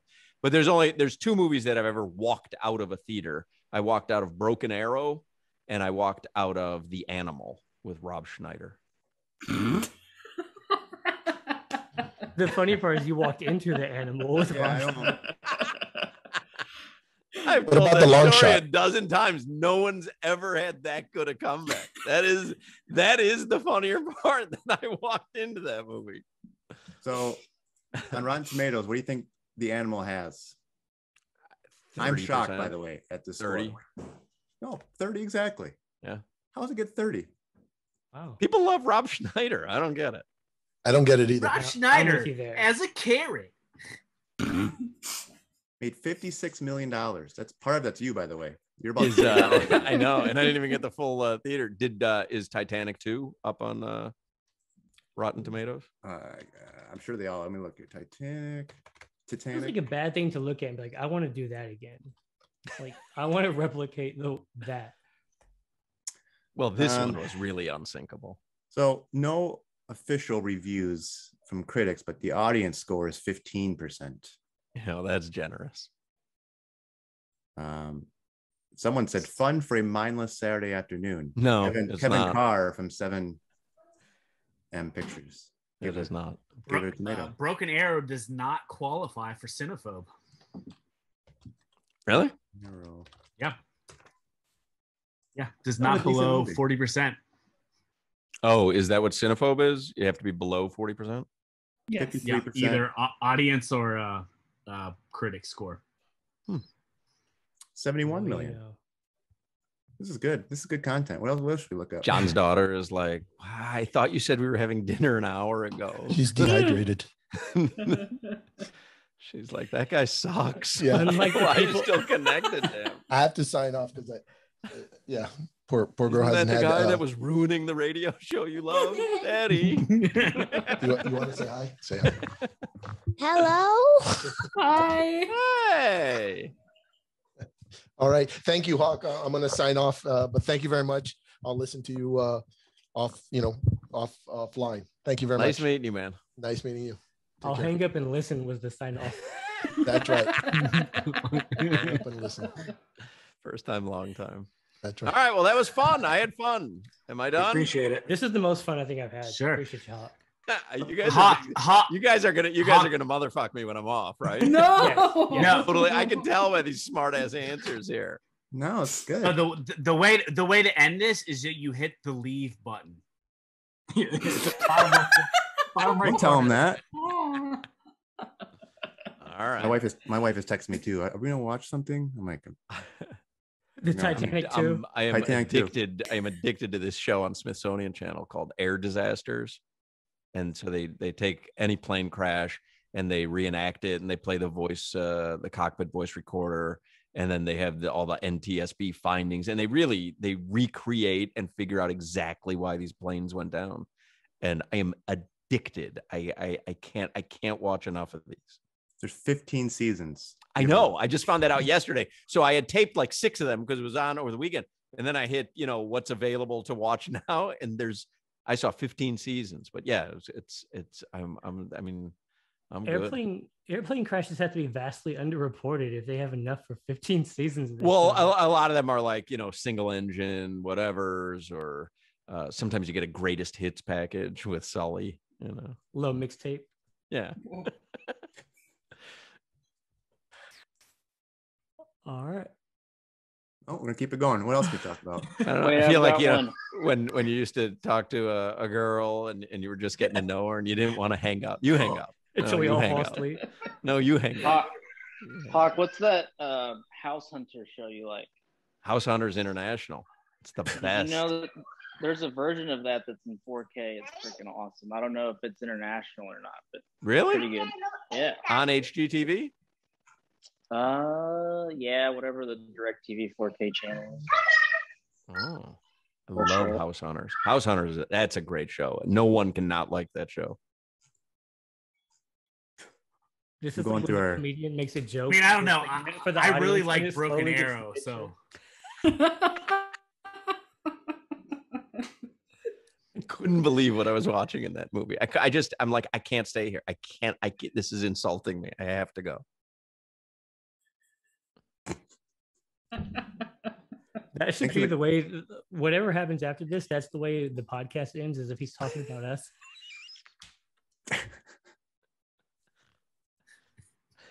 I'll act like we're frozen. You have like a No. a voiceover narration on that. And when it was all said and done, Dan was right, because listen to what Hoch said when he thought he was off the air with us. So let's talk about Dan. How's that going? We're on a text thread. So there's 5 of us from college on a text thread. Me, Fake Howard, you guys know. Do the other 3 know what's going on? And no. Yeah. And so Dan never responds on the text thread because I'm on it. So this is for years we have this text thread, but then every now and then Dan will pop in, say 2 like really cutting words, and then I won't hear from, no one on the thread will hear from him for like the next 9 months. So that's the only text chain that he knows or that he learned how to like mute successfully. Well, so I thought that it was muted because he just didn't respond. But I actually goaded him out of his cage with something that I wrote that actually generated this response. And so I don't think he knows how to mute it. I just think he ignores it. or it just goes to his iPad. Dan and I, by the way, Mark, are fine. Like I could have lunch with him tomorrow and we'd laugh our asses off. There's really, I don't think there's ill will between us. I really don't. It's the old rock band syndrome, and coupling it was the fact that we were really good friends before the show. So it just became, but there's not, I don't think there's any ill will. I think you're wrong. How did you guys meet how did you guys meet in college? He was when I got to college, he was a year ahead of me, and so I wanted to do something in the communications department. And Fake Howard, who was a year ahead of me as well, but was going to be my roommate freshman year, said, "Hey, I think you can write for the newspaper, the Miami Hurricane, and so contact this guy. He's the sports editor." And it was Dan. And so I said, I'm interested in writing for the Miami Hurricane. And he's like, okay, you write a column about, track and field or something like that. I don't have any writing skills, and I don't think I lasted very long. I found out that writers actually take that stuff seriously. Like they're trying to get quotes that someone actually said, not just what would make the story good. But that's how I met him. I just met him in the communication school. So you're not a writer. I am not a writer. I'm not a journalist by any stretch of the imagination. Okay. Let's see. I'm trying to think of other questions that I didn't want to ask. What's your favorite color? Yeah, what's your favorite color? We're there. We already went there. We already got there. How are we going to get I can do like the basic girlfriend. Like, what time of the day were you born? Who knows that? You know that? And your birth certificate. What are you committed to memory? Go get your birth certificate right now. Committed to memory. I'm all right. Why are you against people that are committed to remembering things that happened? Because it's just there's zero. Well, I don't know. What's the benefit to knowing what time you were born? I'm with you. I'm married to a history major. I'm with you. There's no point in knowing what happened in the past. Oh, I mean, if you don't know what time you're born, I don't even know how you do anything, get anything done. Yeah, how do you get your actual zodiac signs if you don't actually know? I don't know anything about zodiac signs. Oh, your chart. I'm proud of how fast you found zodiac signs. Moons. I don't even know what that is. Yeah, there's a professional chart, zodiac charters, and you have to tell them when you were born and the time and where you were born, and they will drop this thing and it'll tell you like, this is what your destiny will tell you. But if you give them the wrong information, then they don't really know anything about you. It's just a pre-formulated chart. Well, I mean, yeah, but if you go to the hospital and tell them the wrong blood type, again, that's not on the chart. Not certain that's analogous, but I don't think that's analogous at all. One is real blood type, the other one's a bunch of bullshit about moons. Right, and one of them has to do with your health, and the other one is like turning into a werewolf or something, which I don't know. Oh, werewolf. So what's your Chinese year animal? Like I'm the you're the ox. What are you? I think he's the rat. Yeah, there's certainly plenty of people that would answer that. Did you and Stugatz ever get into like a fight, something where you guys like butted heads on? No. I almost got into a physical altercation with Mike. Oh, here we go. Go on. Let's hear this. No. I'll have to save that for episode 2. Write it in your notes. Wait, when are we doing that next? Just one question next month? He said next Wednesday. Next Wednesday, same time. Mike, you can come on, Jeff. You can come on, Jeff and Lou. We can ask that. Skip Bayless on 5. This has to be 10 minutes for it to count as an episode. All right. Well, you don't have to tell us the fight story, but Skip Bayless absolutely wipes the floor with Mike Ryan, right? What do you mean? Because there's like a joke between Skip and Mike Ryan, as if they're gonna fight. I'm like a Skip and like. Oh. Skip's in good shape. Yeah, who would win a fight? You or Mike Ryan? What's that? Who would win in a fight? You or Mike Ryan? Well, now he's all bulked up. I think he would kill me. Let's say hypothetically you were going to fight 10 years ago. I don't know why I say that. Who would win 10 years ago? 10 years ago. Who would win 10 years ago? I don't know. I had a lot of built up hostility. So when I see like photos of Mike Ryan 10 years ago, though, he's scarier than he is now. Because back then, with that look, crazy. With his Scott Stapp look, the baggy jeans, the baggy jorts, the long jorts. Yeah. That jorts picture is great. Let's play ball today. All-time banger. The best whenever I played it for people, I was like, you just have to listen for like the baseball crack of the bat. That's the best part of it. About robot baseball. Everybody's heard robot baseball, I'm sure. That was great. It's the worst. Did you ever think that bringing like Samson on would change the way people look at him in Miami, or are you not surprised that that hostility remains?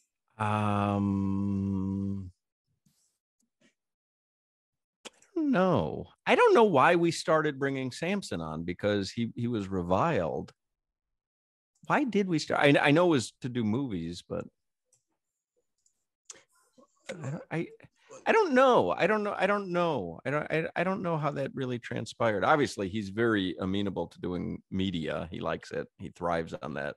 He's almost like the wrestling heel, right? He likes people. He likes that reaction. So yeah, $2 billion. Yeah, exactly. Fingers. Exactly. Where did the whole the David Sampson calling things their show during your show, was that something you guys stole from somewhere else, or was that like an original idea? You had to think that was a Stu Gatz idea, probably because it was being sold. So they would go out to sponsors and say, hey, how would you like to buy the title sponsorship of the David Sampson show, or how would you like to buy the sponsor? We had some, the Dwayne Wade show. We did a show with Pat Riley.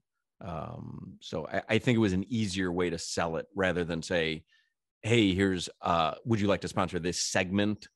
It was easier, I think, to go out and sell, hey, would you like to be the title sponsor of this show? Some of your finest work is the production value on the shows. Cringeworthy, huh? No, they're great.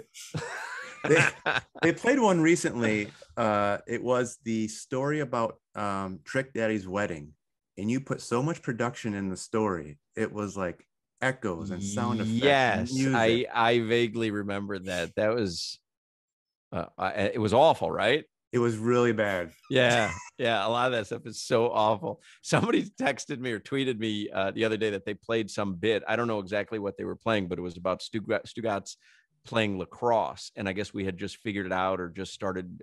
It's on the best of CD. Is that what they played? Man on Campus. Someone sent me that I said a line, which I thought was a great line, when I'm looking at his team for the first time, and I said it looks like a telethon. Yeah, exactly. That's a funny line. Yeah, they played you more in the last 6 months than they had in the previous 5 years. I've heard your voice more recently. Yeah. I don't know what that means, but they have. I don't think it means anything.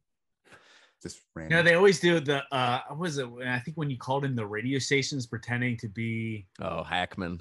That was the best. Yeah. Hackman on its own. See, I don't think they play the right stuff from Hackman, from what I've been told. They just play my calls. The reason Hackman was so funny was Dan and Stu Gatz laughing uproariously as they were listening to it for the first time. That's why those segments were so great. The genuine Stu Gatz laugh that is so rare. I'll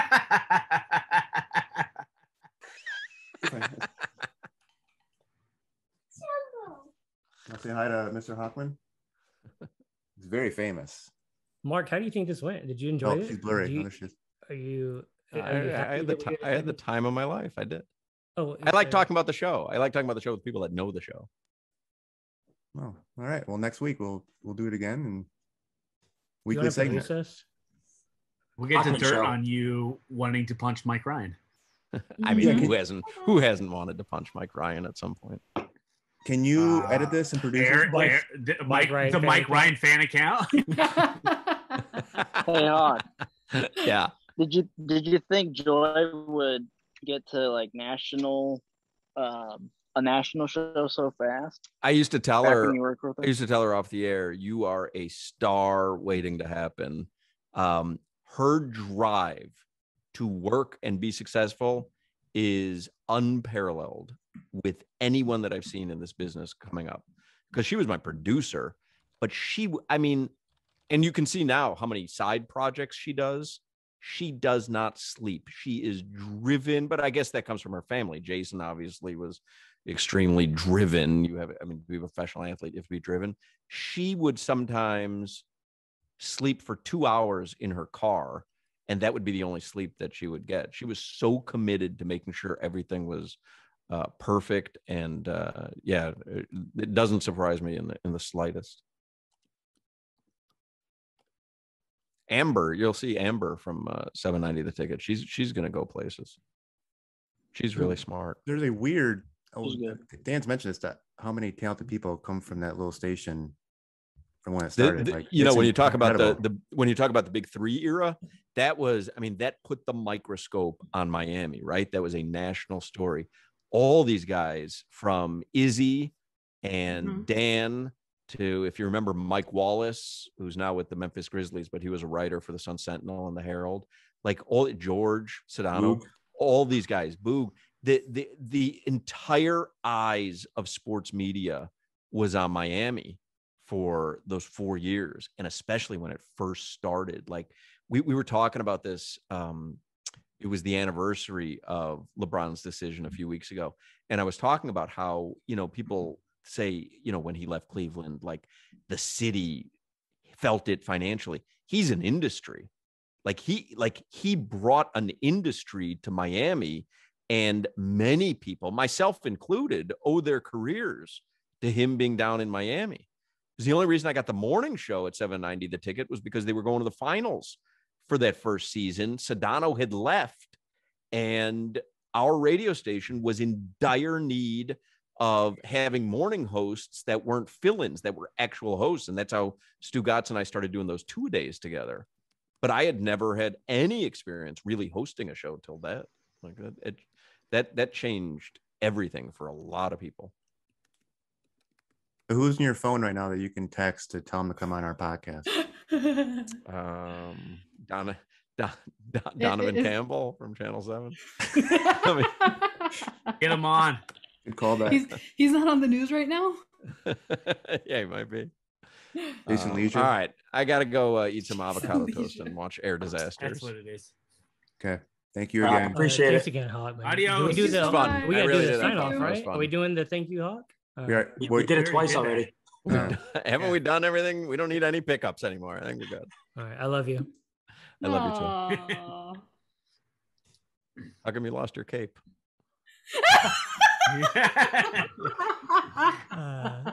That's what made me so vulnerable to say I love you. It's a cape and a shield. All right, Mark, let me know when you want to do this again. Tomorrow? You want to do it tomorrow? I know. I'll text my people. Yeah, send us your address and I'll shoot this hat out to you. Okay, I will do that. Thanks, man. See you, everybody. Thank you all. Have a good night. Don't motherfuck me on Reddit. We don't go on that hell. And this guy. Oh, he's there. Oh, Jesus. I do. Mark, I go on and I say, man, it was better when Mark was running it. Thank you. Appreciate that. All right. See y'alls. Bye. Bye.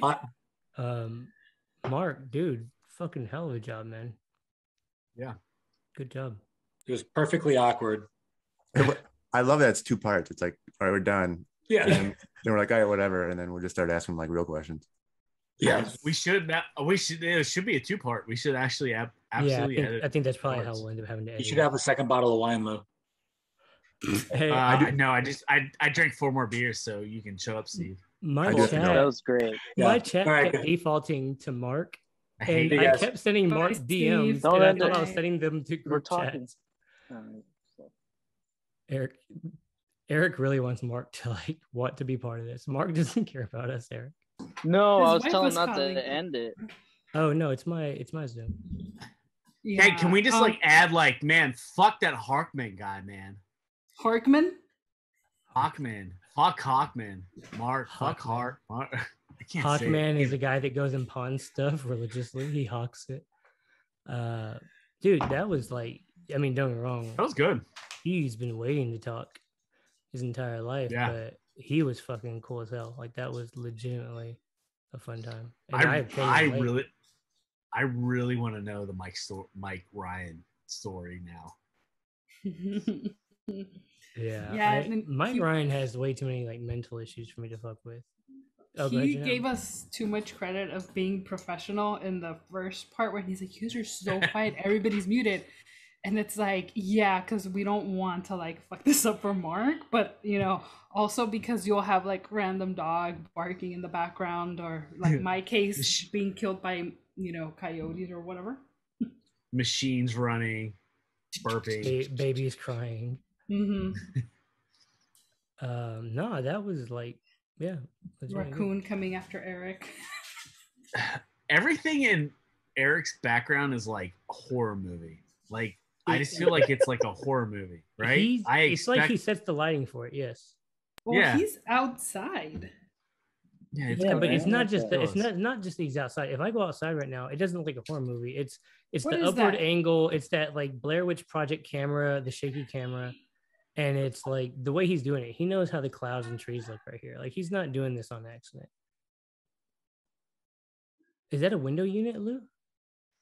How am I not what? doing? Is that a window unit Wait, behind you? what all can you see? You can't see. I can anything. see you, the sky, Trees, potentially. The You roof. can see your heaven. faucet. Yeah, Yeah, the your faucet. drains. You need to clean them. But why is that? Why like do you on look like purpose? you're so much closer to the top of that house than you are? It's a small house. 'Cause he's Oh, and that's not a high. short joke for me. Like it looks like you're like right up against it. Oh, are you? I have a question. Do you think there'll Spanish ever style. be a movie made over Zoom? Yeah, there was. It was. Well, there's a TV show made, The Parks and Rec. Yeah, that's a TV show, but like a movie. Yeah, there has to be. If there was a fucking Blair Witch done with like a cell phone or whatever it was, I think. I feel like you could You do don't like wanna a do it? Scream. There could be like a Scream movie made over Zoom. So I had Right? messaged a guy that did documentaries that I knew that did a documentary with DOC, and I was trying to sell him on doing a documentary about this entire experience of all of us. He didn't reply. Can we stop the But, recording now? like, we get the show. Oh wait, I mean I'm editing it. Nobody's gonna get. Oh, I'm sorry.